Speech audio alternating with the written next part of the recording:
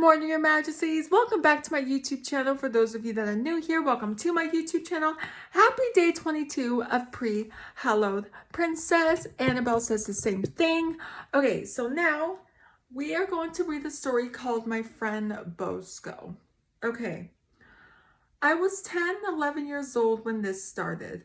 My brother was 4 or 5, like a lot of kids. My brother was 4 or 5, like a lot of kids. Kyle, too, had an imaginary friend. And like most kids with imaginary friend, Kyle had given his name with a distinctive physical features. If I remember correctly, the friend's name was Bosco. Bosco was short, pudgy, and had a gray beard. My parents thought it was a bit strange that Kyle's imaginary friend would be an adult man, but they didn't dwell on it too much.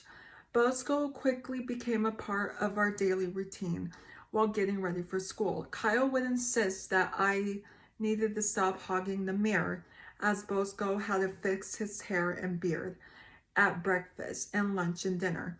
The chair next to Kyle was to be left unoccupied because that's where Bozo would sit. My parents were just grateful that he didn't ask for an extra platter to be prepared, as Bosco did not eat. He just wanted to sit there to keep Kyle company.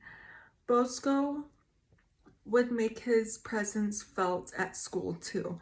Kyle's teacher once called my mom about how impressed she was with Kyle's quickly expanding vocabulary. He was learning new words, and when asked, he would say his friend Bosco had said them to him. I remember this one instance when a new family moved into our neighborhood. Their kid was Kyle's age. My mom took us over to say hello to them. I remember Kyle shook the other kid's hand and said rather clearly, "I'm very pleased to make your acquaintance." The other kid just stared. My mom struggled not to smug. My dad wasn't all that interested in Kyle's friend or in anything else his kids did, for that matter. So it was mostly my mom and I who got to hear about how nice and fabulous Bosco was. Then came the incident that made us rethink just how imaginary Bosco really was. One day, Kyle and I were waiting at the bus stop just outside of school for Mom to pick us up. This place had a lot of parents and kids around, so it was safe. Suddenly, Kyle began pulling on my arm, telling me he wanted to go to the store across the street and get a candy bar. I told him we can get one when Mom got there, but he wouldn't listen. He pulled on my arm almost frantically and kept saying he needed a candy bar now. Well, that's not how he wrote it, but I'm just saying now because that's how I'm saying now. Anyway, I gave in and walked him to the store, all the while telling him if Mom got mad at us, it would be his fault. That the moment we had crossed the street, the driver of a bus lost control of the vehicle and mowed down a bunch of people at the bus stop. It was like a scene from a movie. I was in a state of shock while Kyle started crying. When my mom got there, she hugged us for what seemed like an eternity. She knew we could have been among the people who crushed. Once we had gotten home and had calmed down, she asked me why we had crossed the street.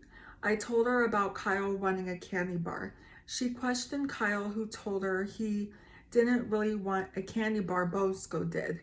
And he's the one who told Kyle to get me to go to the store with him.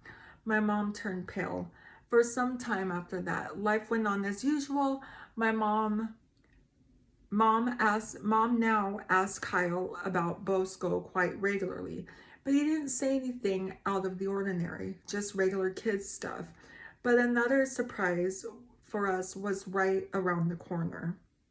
My mom's sister, our Aunt Rita, had just moved to our town.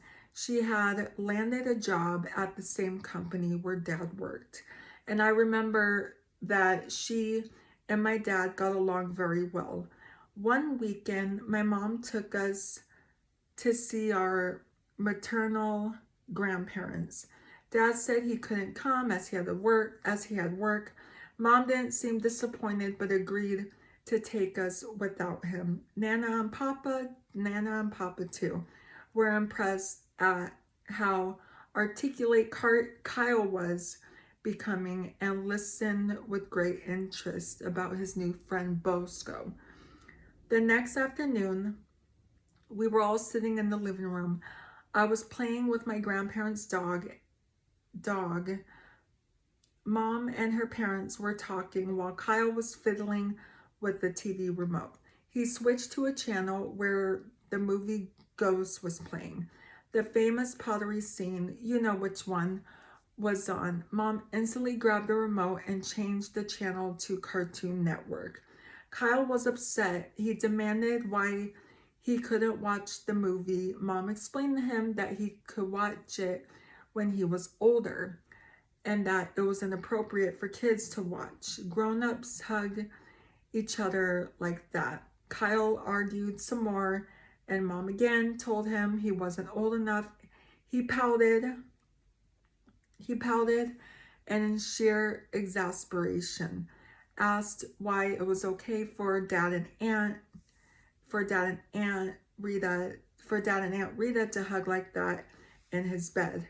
Mom was taken aback, asked what he was talking about. Kyle told her dad and Aunt